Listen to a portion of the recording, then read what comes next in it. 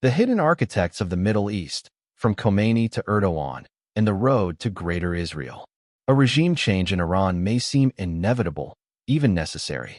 The theocratic dictatorship established by Ayatollah Khomeini in 1979 has long outlived its revolutionary promises, replacing monarchy with repression and cloaking power in religious absolutism. But those who seek to dismantle this regime must not forget a crucial truth. Khomeini's rise was not a spontaneous eruption of Islamic zeal.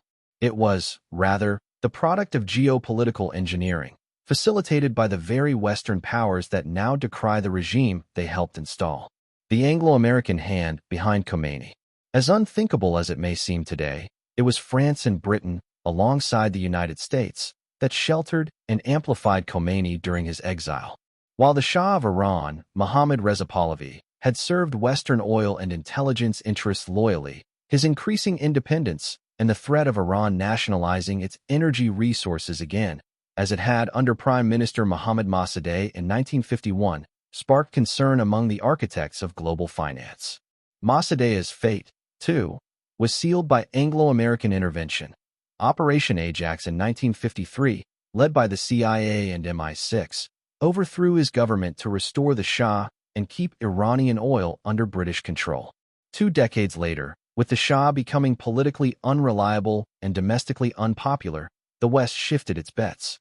Khomeini was elevated as a counterforce, and once in power, he transformed Iran into a controlled antagonist, loud, theatrical, and useful. The new Islamic Republic served as a perfect enemy to justify military budgets, regional instability, and the arming of both sides in conflicts like the Iran-Iraq War, 1980 to 1988, a war that devastated both nations while enriching arms dealers and Western intermediaries. The colonial maps and Rothschild mastery. The chaos that continues to define the Middle East is no accident. The region's borders were drawn by British and French imperialists through the infamous Sykes-Picot Agreement of 1916, which ignored ethnic, tribal, and sectarian realities in favor of divide and rule. These artificial lines created fault lines across the Arab world, perpetual powder kegs engineered for future detonations. Behind this imperial enterprise stood not just states, but families, most notably the Rothschild banking dynasty, which had already established financial dominance across Europe by the 19th century.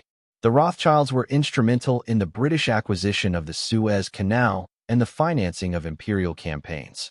Today, through their control of central banks, multinational financial institutions, and energy conglomerates, they continue to shape global events with a hand that remains largely invisible to the public eye. Putin, Xi, and the illusion of multipolarity. Many believe the world is entering a multipolar era, with figures like Vladimir Putin and Xi Jinping challenging U.S. hegemony.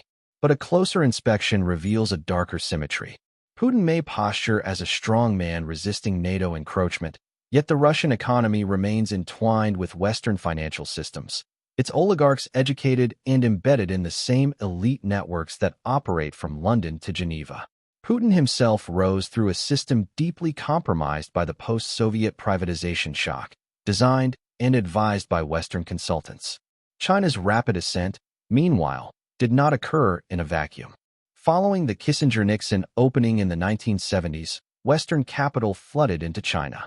Globalist institutions trained and funded China's technocratic elite. China 2.0 was not a challenge to the New World Order, but its next tool, a disciplined autocracy built to outcompete Western democracies and justify their own descent into technocratic authoritarianism. Türkiye, the next target of the cabal. As for Türkiye, its geopolitical importance has never waned. Straddling Europe and Asia, sitting atop immense natural resources, and commanding access to key maritime routes, Türkiye has long been eyed by imperialists. President Erdogan, in power for over 2 decades, plays both sides, posing as an independent leader while covertly serving the same elite networks. Under Erdogan, Türkiye's resources, infrastructure, and institutions have been gradually handed over to global interests. Israeli intelligence has long maintained deep ties in the Turkish military and economy, often concealed behind layers of diplomatic theater. The illusion of a revived Ottoman power masks the reality. Türkiye, is already largely colonized from within. This is not a new strategy. In the late 19th century, Theodor Herzl, founder of modern Zionism, approached Sultan Abdulhamid II offering vast sums of gold in exchange for land in Palestine. When the Sultan refused, Herzl and his allies worked through British and French channels to dismantle the Ottoman Empire, a goal realized after World War I. Today, history repeats under new banners and new slogans. Iran, Israel, and the final act. Iran's historical ties to Judaism are deep.